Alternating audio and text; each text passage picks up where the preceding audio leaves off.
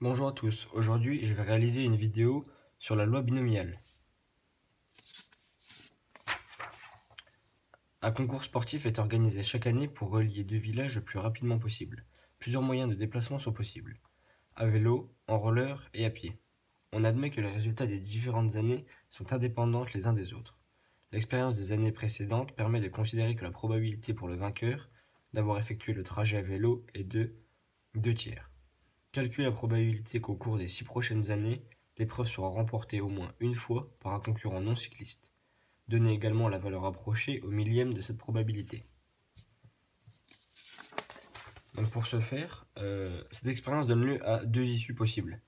Soit le vainqueur est cycliste, donc P égale à 2 tiers, soit le vainqueur est non cycliste, donc Q, l'inverse de P, 1 moins P, qui est égal à 1 tiers. C'est ce qu'on appelle une épreuve de Bernoulli.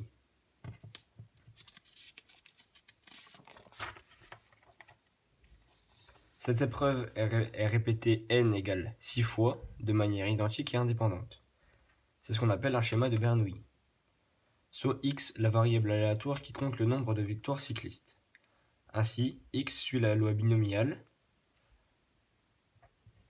b, entre parenthèses, n égale 6 et p égale 2 tiers. Et on ferme la parenthèse. Donc on veut que au cours des 6 prochaines années, il y ait une victoire, au moins une victoire non cycliste. Donc c'est pour ça qu'on a mis x est supérieur ou égal à 1. Donc pour ce faire, on calcule 1 moins la probabilité qu'il n'y ait aucun non cycliste qui remporte au cours des 6 prochaines années. Donc on va déjà calculer P de x égale à 0. Donc P de x égale à 0, on fait 1 tiers à la puissance 0, donc Q, fois 2 tiers à la puissance 6, puisque au cours des 6 prochaines années, ça sera des cyclistes qui remporteront, et fois le coefficient, donc n c'est 6, et k c'est le nombre de x ici, donc 0.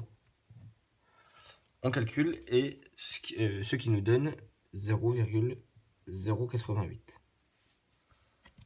Ainsi, on peut calculer P de x supérieur ou égal à 1, donc 1 moins 0,088, et cela nous donne 0,912. Voilà.